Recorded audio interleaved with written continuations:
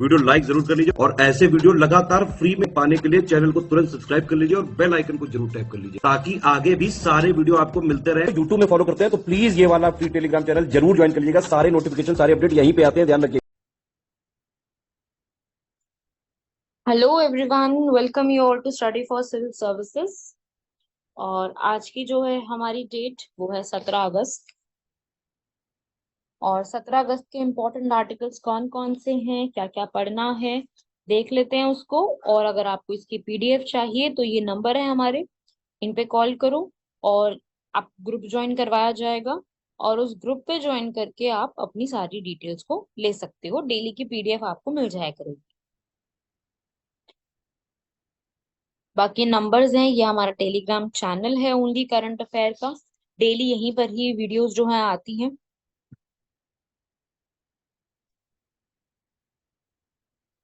देखो भाई, first article है। बात ये आ रही है कि भाई किफायती दवा खाने या फिर दवा केंद्र खुलने चाहिए कहाँ पर, रेलवे स्टेशन पर। तो अच्छा पहल ली जा रही है। दूसरा है ओपन मार्केट सेल्स की स्कीम। फिर है माइक्रो प्लास्टिक, हाइड्रोपोनिक्स फार्मिंग। फिर है भूमि संसाधन विभाग के लिए मीडिया अभियान और रोड इंफ्रास्ट्रक्चर। ठीक है, तो इसमें सबसे पहला आर्टिकल देख लेते हैं। पहला आर्टिकल कह रहा है कि भाई जो हमारे रेलवे स्टेशन हैं वहां पे किफायती दवा केंद्र जो है वो होने चाहिए। ये हमारे मिनिस्ट्री ऑफ रेलवेज ने बोला है कि हम लोग प्रधानमंत्री भारतीय जन औषधि केंद्र जो ऑलरेडी हर जगह खुले हुए हैं ना, वो हमें रेलवे स्टेशन पे भी खोलने चाहिए। कुछ कुछ सिलेक्टेड पे होने चाहिए, चुनिंदा पे, हर जगह पे नहीं। जहाँ पे आपको पता है कि बहुत ज्यादा में ही जो है पैसेंजर्स आते हैं, बहुत ज्यादा ही लोग आते हैं, उन उन जगह पे हम उसको खोल सकते हैं। इससे जो है आपको पता है कि इससे पहुंच बढ़ेगी उस चीज की, और जो भी आपको जरूरी दवाएं हैं वो भी लोगों को मिलना शुरू हो जाएगी। और वहां पे भी लोगों को जो है जॉब की अपॉर्चुनिटीज मिलनी शुरू हो जाएंगी। लाइसेंस दिया जाएगा और उससे आप पूरा ये खोल सकते हो। अफोर्ड भी कर सकेंगे लोग, क्वालिटी भी अच्छी रहेगी और पब्लिक हेल्थ पर भी इसका अच्छा प्रभाव पड़ेगा। है ना, जो लोग हैं वो भी रेलवे स्टेशन पे है नहीं, ये चीजें फार्मेसी की शॉप्स नहीं होती हैं, उसी के लिए ये इकोनॉमिक ग्रोथ में कंट्रीब्यूशन किया जाएगा। ठीक है, आप रीड कर लो, मैं आपको एक समझा रही हूँ। वैसे आप इस बात को समझते हो कि इससे क्या क्या फायदे हो सकते हैं अगर ऐसा होता है तो।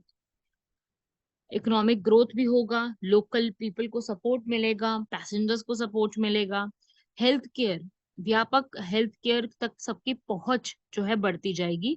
उन लोगों को सबसे ज्यादा फायदा होगा जो सबसे ज्यादा रेलवे स्टेशन पे आना जाना जिनका लगा रहता है ना, उनको बहुत फायदा होगा इस चीज से। राइट, और पब्लिक सर्विसेज को हम कहते हैं कि भाई और सारी चीजें खुली हुई हैं अगर, तो ये भी एक खुल जाना चाहिए। तो इस प्रकार से हमारा ये सारी जो चीजें हैं ये याद रखिएगा।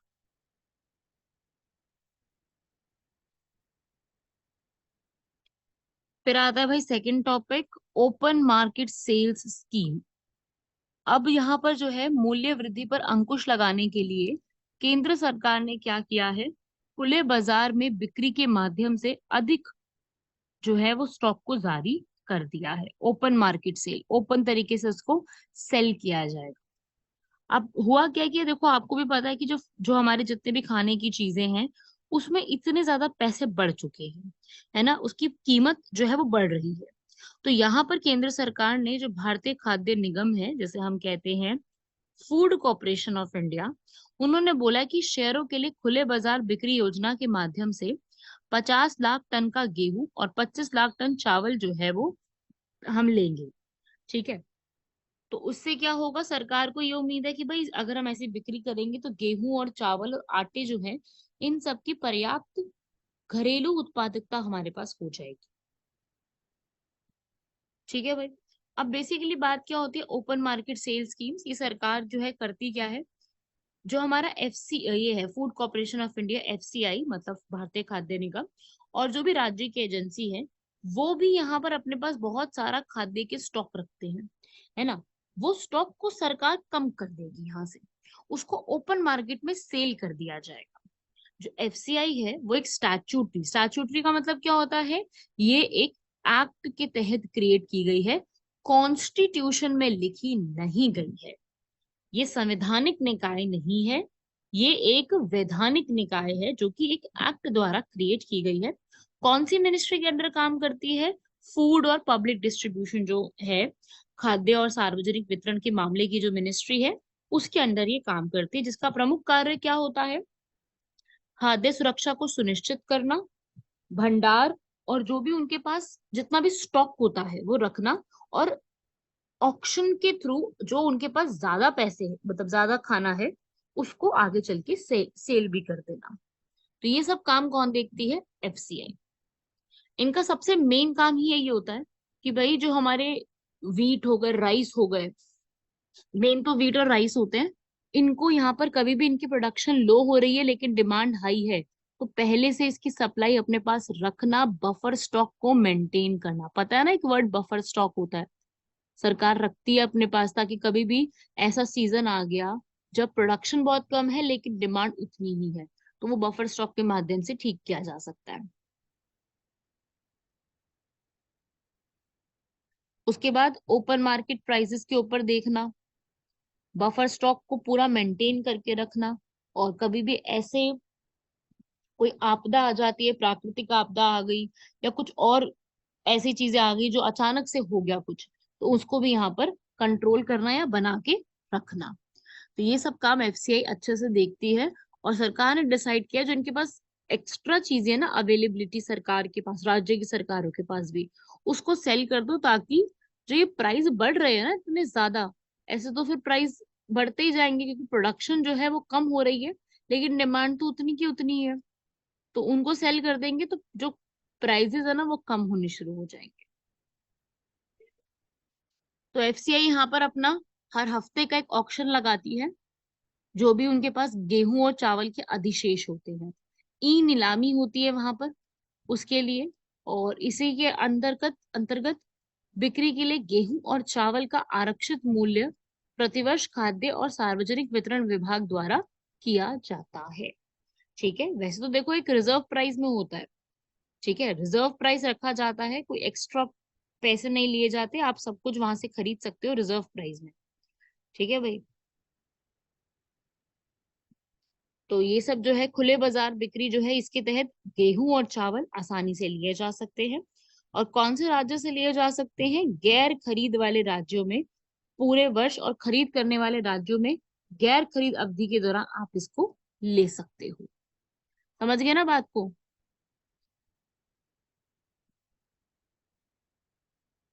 बाकी आप ये वाले पॉइंट्स भी पढ़ सकते हो।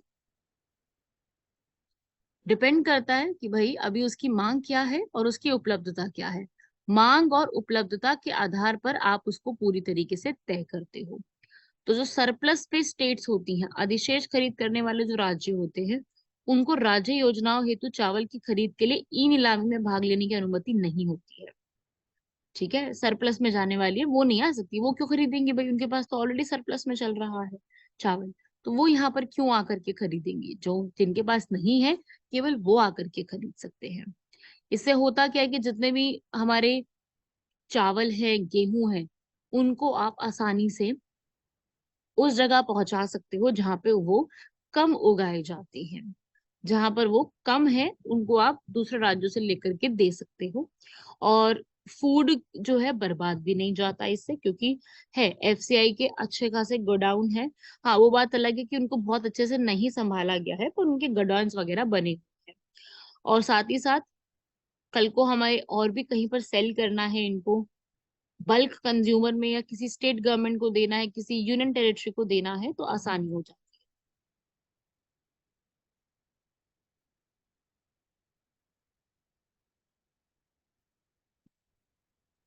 और इसके चैलेंजेस भी आप लोग पढ़ सकते हो, ये आप सब देखो। लो डिमांड आती है बायर से क्योंकि रिजर्व प्राइस इसके बहुत ज्यादा हाई होते हैं, मार्केट प्राइस से ज्यादा है। 100 रुपए किलो अगर मार्केट प्राइस चल रहा है, तो ये जो प्राइस आप लेंगे ये आपका 100 रुपए किलो से नहीं लेंगे, ये अराउंड ज्यादा ही, मतलब मान के चलो 150-200 किलो तक पहुंचेगा, तो फिर थोड़ा सा डिमांड कम रहती है क्योंकि प्राइसेस बहुत ज्यादा है। लॉजिस्टिक्स की बहुत प्रॉब्लम है। अब इतना सारा सामान हैंडल करना कितना मुश्किल हो जाता है, जैसे कि इसके ट्रांसपोर्टेशन करना, इसको कहाँ से यहाँ से वहां भेजना है, इसका रख रखाव, इसकी गुणवत्ता को देखना, ये सब चुनौतियों को सामना करना भी थोड़ा सा कठिन पड़ जाता है। तो इनका ये इम्पैक्ट है, इसको आपने दिमाग में रखना है। तो इस तरीके से ये वाले पॉइंट्स को याद रखिएगा। इसकी ये जो प्रॉब्लम्स आ रही हैं, स्ट्रक्चरल प्रॉब्लम, लॉजिस्टिक्स प्रॉब्लम, ये भी एक अलग से पॉइंट है। ठीक है। तो अब एफसीआई यहाँ पर अपने बात वही है कि अपने रिजर्व प्राइसेस को थोड़ा सा रिवाइज करके देखे कि इसमें क्या क्या चेंजेस किए जा सकते हैं इन प्राइसेस के अंदर, और साथ ही साथ लॉजिस्टिक सिस्टम को भी अच्छा करे। लॉजिस्टिक सिस्टम्स में भी काफी सारी चीजों को चेंज अप किया जा सकता है। आज के टाइम पे प्रोडक्शन की मामले में भी चेंज किया जा सकता है। ठीक है भाई। तो ये थे आपके पॉइंट्स, ये बाकी सब स्टेट के साथ कोऑर्डिनेट बिठा करके अपने इस पूरे प्रोग्राम को बेटर बना सकते हैं। तीसरा आया भाई आर्टिकल माइक्रो प्लास्टिक के ऊपर। अमेरिका की एक सोसाइटी है, अमेरिका केमिकल सोसाइटी, उन्होंने बोला है चीन में वैज्ञानिकों की टीम ने पहली बार मानव हृदय में माइक्रोप्लास्टिक की उपस्थिति का पता लगाया है।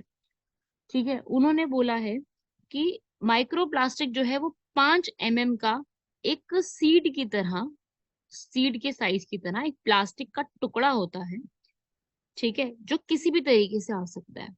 बहुत बड़ा प्लास्टिक अपने आप को छोटे टुकड़ों में डिवाइड कर जाए, इसलिए हम इसको पता नहीं लगा पाते। ठीक है। तो ये बहुत जो है बड़े बड़े प्लास्टिक का एक टुकड़ा जो है वो वहां पर उनको देखने को मिला है। और ये कैसे भी आ सकता है, ये कॉस्मेटिक के प्रोडक्ट से, क्लीनिंग एजेंट के थ्रू माध्यम से, किसी भी माध्यम से यहाँ पर जो है वो देखने को मिला है। ठीक है। तो ये माइक्रो प्लास्टिक, माइक्रो मतलब बहुत ही सूक्ष्म सा, और प्लास्टिक तो आपको पता ही है। तो माइक्रो प्लास्टिक के बहुत अलग अलग तरीके के होते हैं। माइक्रो है तो बहुत छोटा ही होगा, कॉस्मेटिक्स में इस्तेमाल किया जाता है, माइक्रो फाइबर्स कपड़ों में होता है, फिशिंग नेट्स में किया जाता है। तो हमारे एनवायरनमेंट में किसी भी तरीके से एंटर हो जाते हैं। ठीक है। हमारे एनवायरनमेंट में ये किसी भी तरीके से एंटर हो सकते हैं, किसी भी तरीके से वॉशिंग करते समय हो सकता है, किसी भी तरीके से हो सकते हैं। फिर होता है सेकेंडरी माइक्रोप्लास्टिक, जो कि किसी बड़े प्लास्टिक आइटम के टूटने का रिजल्ट होते हैं। जैसे कि वाटर बॉटल में कोई कुछ था, वो आपने, वो टूटा हुआ था, वो पिया और आपकी बॉडी में चला गया, तो वो हो गया सेकेंडरी माइक्रोप्लास्टिक। ठीक है। जो कि यूवी रेस से आ सकता है, एक्सपोजर से टूट सकता है। तो ये सब जो चीजें होती हैं ना, ये माइक्रोप्लास्टिक, ये नॉन बायोडिग्रेडेबल होती है। इनको डिकम्पोज होने में हजारों साल लग सकते हैं। इसलिए हमारे लिए सबसे ज्यादा नुकसान है। इसीलिए कहा जाता है कि प्लास्टिक को यूज करना बंद करो। कहा था ना, बहुत बीच में ये पहल उठी थी कि प्लास्टिक पॉल्यूशन को यहाँ पर कम किया जाएगा। तो वही बात है यहाँ पर भी, कि मानव स्वास्थ्य पर भी इसका इम्पैक्ट इतना पड़ सकता है। बाहर के जो महासागर है वहां पे तो पड़ेगा ही पड़ेगा, मानव सागर पे भी उतना ही इम्पैक्ट पड़ सकता है। तो वेल, सीबर्ड और टर्टल्स होती हैं, ये प्लास्टिक को अंदर ले जाती हैं और उसके बाद इनकी सफोकेशन शुरू हो जाती है, फिर आगे चल के इनकी डेथ होनी शुरू हो जाती है। तो प्लास्टिक पॉल्यूशन ह्यूमंस के साथ साथ जो हमारे पेड़, जो हमारे जो है ना एक तरीके से जो पानी में रहने वाले हैं, उनके लिए भी सेम प्रॉब्लम क्रिएट करते हैं। ठीक है। नल का पानी, बियर, नमक में भी माइक्रो प्लास्टिक जैसी चीजें जो है वो देखी गई हैं। तो हमारे लिए कंज्यूम करना बहुत ज्यादा प्रॉब्लम है। सरकार ने कोशिश की भी थी 2022 में कि सिंगल यूज प्लास्टिक पे बैन लगा देंगे, जितने भी ऑफिसेस वगैरह है वहां पे बंद कर दिया था, लेकिन इस पे आज तक भी कोई रोक टोक और देखरेख नहीं लगाई गई है। सिर्फ लिख तो दिया गया है कि सरकार ने बैन कर दिया, पर उस पर कोई फायदा हुआ? किसी ने चेक करा? किसी ने आकर के उसके ऊपर कार्रवाई करी? कुछ नहीं हुआ। उसके बाद सॉलिड प्लास्टिक वेस्ट का इंपोर्ट भी बैन करा दिया, अलग से रूल्स बनाए थे इसके ऊपर 2016 में, कि आपको जो है जितने भी प्लास्टिक बैग होंगे उनकी आपके माइक्रॉन्स को कम करना होगा, मतलब इंक्रीज करना होगा। अब प्लास्टिक को रूरल एरिया, ग्रामीण इलाकों में जाने से मना करना होगा, क्योंकि वहां तक भी पहुंच गया तो बहुत मुश्किल हो जाएगा संभालना। इतना तो हमारा इंफ्रास्ट्रक्चर हेल्थ का अच्छा है ही नहीं कि हम हर जगह पे देख सके उसको। प्रोड्यूसर की रिस्पॉन्सिबिलिटी बढ़ाओ इसके ऊपर, जो ब्रांड के ओनर्स हैं उनको जरा इस चीज के ऊपर बताओ कि वो किस तरीके से सिस्टम बना रही है प्लास्टिक वेस्ट को इकट्ठा करने का। तो यहाँ पर प्लास्टिक वेस्ट को जो है उसको ज्यादा से ज्यादा रोड कंस्ट्रक्शन में इस्तेमाल करो ना। इंडिया रोड कांग्रेस की गाइडलाइंस के हिसाब से जो प्लास्टिक का वेस्ट हो जाता है, जिसे हम स्लैग कहते हैं, जैसे एक स्टील से इकट्ठे होने वाला स्लैग था, वो गुजरात में सूरत में बनाया गया वहां पर, तो ऐसे ही करो, क्यों ना प्लास्टिक से इसको भी इस्तेमाल किया जाए, है ना। स्टील से कर सकते हैं तो प्लास्टिक का भी कर सकते हैं। वही 3R की स्ट्रैटेजी, रिड्यूस, रीयूज, रिसाइकिल, निम्नीकरण, पुनः उपयोग, वही पॉइंट है ये भी। एफिशिएंसी को यहाँ पर कम करना है और रीयूज करना शुरू कर देना है, रिसाइकिल करना शुरू करना है। ठीक है भाई, तो वही है, आप भी लोग जितना कम हो सके प्लास्टिक को इस्तेमाल करें, बेटर रहेगा, जितना कम हो सके। अगला आता है हाइड्रोपोनिक्स फार्मिंग। हाइड्रोपोनिक्स फार्मिंग क्या होती है? अब इसमें कह रहे हैं कि भाई अपनाओ हाइड्रोपोनिक्स फार्मिंग को, पर ये होती क्या है? ये एक ऐसा मेथड होता है, ये एक ऐसा तरीका होता है जिसमें जल उपयोग दक्षता बढ़ाने की कोशिश की जाती है और मृदा रहित कृषि सुनिश्चित करवाई जाती है। ये एक नया कॉन्सेप्ट है, धीरे धीरे करके लेकर के आ रहे हैं, एंटरप्रेन्योर्स फार्मर्स को सिखाने की कोशिश कर रहे हैं, जो कि अभी सिर्फ और शहरों में ही है, और इसको अभी शहर तक ही सीमित रखा गया है। इसको जो है, इसका नया वेरिएंट भी ICAR बेंगलोर ने बनाया है, कोकोपोनिक्स के नाम से। इसमें होता यही है कि भाई आप जो पुरानी तरीके की फार्मिंग करते आ रही हो, उसको हटा करके सॉइल लेस कल्टीवेशन होगी, जिसमें सॉइल रहित कल्टीवेशन किया जाएगा। ठीक है, बाकी आप ये पॉइंट्स पढ़ लो, मैंने समझा दिए हैं। कोकोपोनिक्स के नाम से भी इसको बनाया गया है, सॉइल लेस रहेगी, जिसमें कोकोपीट का इस्तेमाल किया जाएगा, और ये देखा गया कि कोकोपीट का अगर इस्तेमाल कर रहे हैं हम सॉइल की जगह, तो वो ज्यादा सक्सेसफुल हो रहा है वेजिटेबल क्रॉप्स उगाने में। तो हाइड्रोपोनिक्स, हाइड्रो का मतलब होता है पानी। अब इसमें क्या होता है कि हाइड्रोपोनिक्स एक वो तरीका है जिसमें आप पुराने तरीके का इस्तेमाल नहीं करोगे, जो आप मृदा को माध्यम बना करके उपयोग करते हो वो नहीं होगा। इसमें क्या होगा, पौधों की खेती पोषक तत्वों से भरपूर पानी के घोल में की जाएगी, तभी तो इसका नाम हाइड्रोपोनिक्स है। हाइड्रो का मतलब ही पानी होता है, जिनसे उनको क्या मिल जाएगा, आवश्यक खनिज मिल जाएंगे, पोषक तत्व मिल जाएंगे, जिसमें आप आसानी से जो है पौधों की जो भी एक स्थिति होती है उसको देख सकते हो। और इसमें खेती, शहरी कृषि, अनुसंधान, घरेलू बागवानी, सारी चीजें शामिल की गई है। असल में जो पूरा एक स्ट्रैटेजी है इसकी हाइड्रोपोनिक्स की, काफी पुरानी एक स्ट्रैटेजी है, हैंगिंग गार्डन्स बेबीलोन के वहां से चलता आ रहा है। इसमें सबसे खास बात यही होगी कि इसमें आपकी जो ग्रोथ होगी ना, वो मृदा रहित होगी, सबसे इंपॉर्टेंट चीज। ठीक है, क्योंकि मृदा से आने वाली जो बीमारियां होती है वो अपने को लगेगी नहीं, फिर इससे वहां पे जो पेस्ट कंट्रोल छिड़के जाते हैं वो भी नहीं होंगे, तो बहुत ही क्लीन तरीके से प्लांट हमारा ग्रो करेगा। दूसरा, पानी इसके अंदर बहुत अच्छे से इस्तेमाल हो सकता है, क्योंकि और ऐसा नहीं कि पानी आप एक बार इस्तेमाल करोगे वो वेस्ट चला जाएगा। आप पानी को रिसाइकिल करोगे, रिसर्कुलेट करोगे, पानी भी इससे कम वेस्ट होगा। न्यूट्रिएंट कंट्रोल भी आप देख सकते हो कि आपने जो भी न्यूट्रिएंट पहुंचाने हैं उस तक, हमारे प्लांट तक, वो भी आप अपने हिसाब से कंट्रोल कर सकते हो कि हमें कितना यहाँ पर न्यूट्रिएंट प्रोवाइड करना है। स्पेस एफिशिएंसी बढ़ेगी, आप आराम से उसको जो है संभाल के रख सकते हो। फास्ट ग्रोथ होगी, जल्दी से जल्दी यहाँ पर ग्रो हो पाएंगे वो।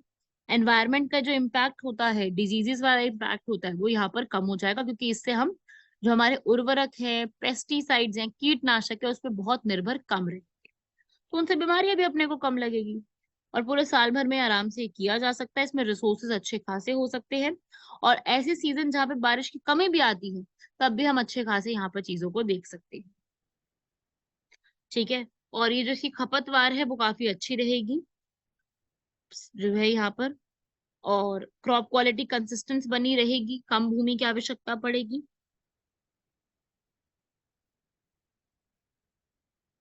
रीड कर लो सारा कुछ, मैंने आप ही के लिए ये पूरा स्टॉप किया हुआ है, एक बार आप रीड कर लो, क्योंकि मैंने एक्सप्लेन कर दिया, अब इसमें बेसिकली रीड करने वाली बातें हैं।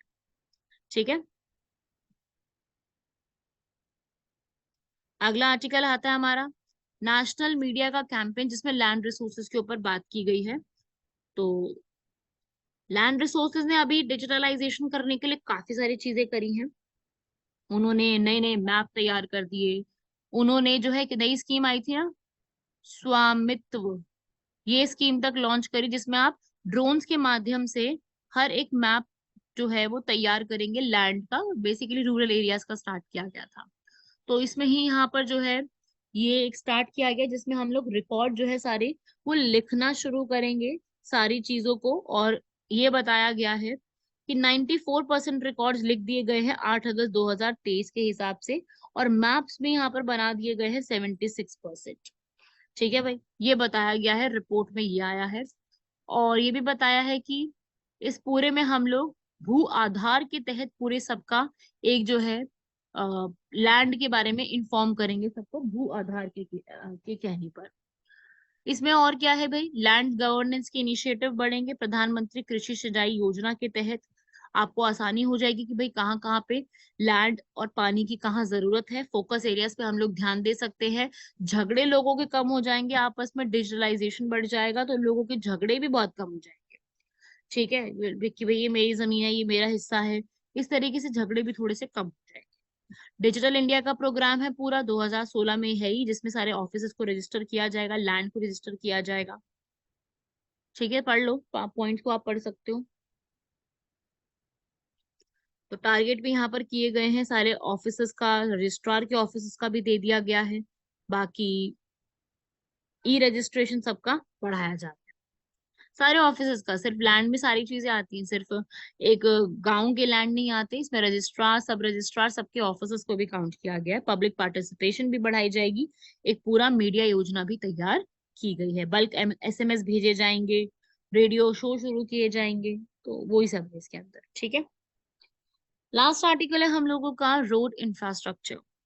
रोड इंफ्रास्ट्रक्चर यहाँ पर एक हमारी जो पार्लियामेंट की कमेटी है उसने उसके लिए एक रिपोर्ट तैयार की है, जिसमें वो कह रहे हैं एक सेतु भारतम स्कीम। सेतु मतलब ब्रिज बनाना, भारत को पूरा कनेक्ट करने की बात करना, जिसमें सारे नेशनल हाईवेज जो है वो क्रॉसिंग से फ्री हो जाएंगे 2019 तक, ये बताया। लेकिन ऐसा हुआ नहीं है, केवल 25% ही ऐसे हाईवे हैं जो क्रॉसिंग फ्री हुए हैं।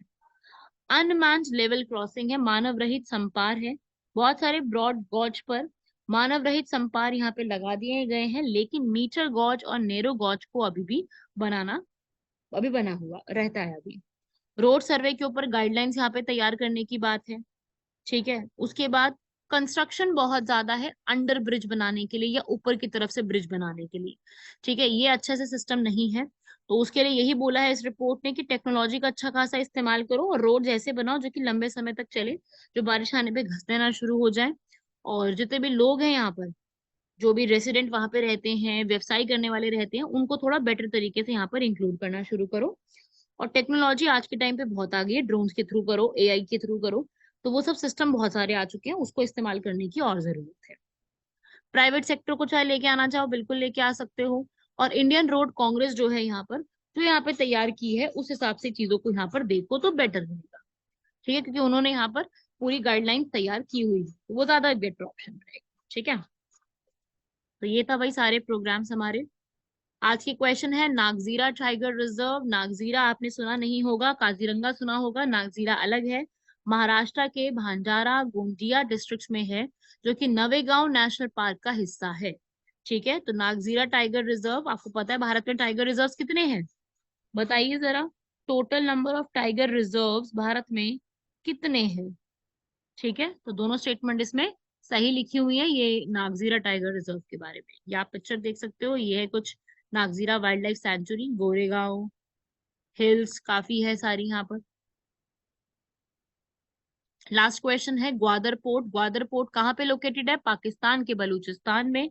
काशगार से होते हुए, काशगार से होते हुए ग्वादर तक चाइना जो है सीपैक बना रहा है, चाइना पाकिस्तान इकोनॉमिक कॉरिडोर, जो कि चाइना पाकिस्तान आर्थिक गलियारा बेल्ट एंड रोड इनिशिएटिव का एक हिस्सा है। दिक्कत सबसे बड़ी ये है कि इसका बहुत बड़ा हिस्सा जो है पीओके से जा रहा है, जो कि भारत का हिस्सा है। तो ये एक तरीके से याद रखिएगा, ग्वादर पोर्ट पाकिस्तान में है, काशगर पोर्ट चाइना में, बलूचिस्तान पाकिस्तान में है, और ये पर्शियन गल्फ अरेबियन सी में लोकेटेड है। ये सारी चीजें ठीक लिखी हुई हैं।